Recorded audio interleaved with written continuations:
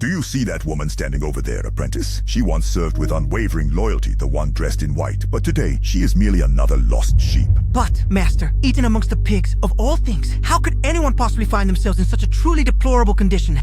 It's simple, apprentice. Pay close attention. The downfall of a human being rarely happens all at once. We don't just push them off a cliff.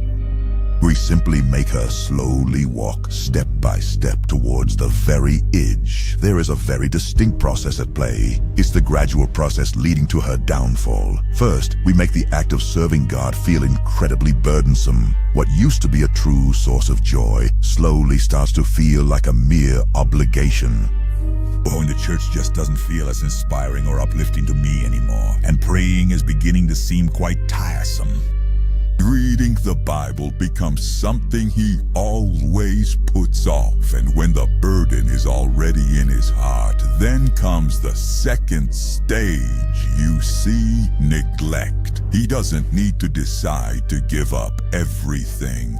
It's just a matter of gradually stopping. Today you might skip fasting, tomorrow you might neglect to pray, and then eventually you'll completely stop reading the Bible. And when you realize it, the things that kept you strong are no longer part of your daily routine. And then, apprentice, it doesn't happen right away. It takes time, but the downfall is inevitable. However, when an individual chooses to live in a state of utter neglect, their ultimate fate becomes absolutely inevitable. And that, my friends, is truly wonderful news for us. Without prayer, without a single word spoken, without any spiritual vigilance, she begins to drift further and further away until one day she suddenly realizes that she has already moved a great distance from her God. So, by the time she finally comes to understand the gravity of her situation, is she already completely and utterly lost?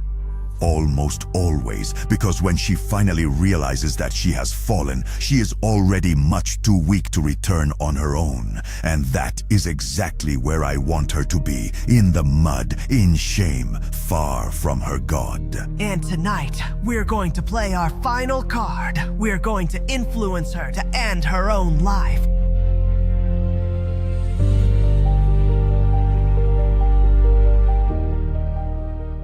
Today is the day I'm going to put an end to this suffering once and for all. This is not the end, not by any means. Please, just come back. Always remember this truth. You have a loving Father, and He is calling you, urging you to return home to Him. Can this really be true? What in the world am I doing? Will He ever be able to accept me again? I am simply not worthy of His grace. He is patiently waiting for you, with his arms wide open.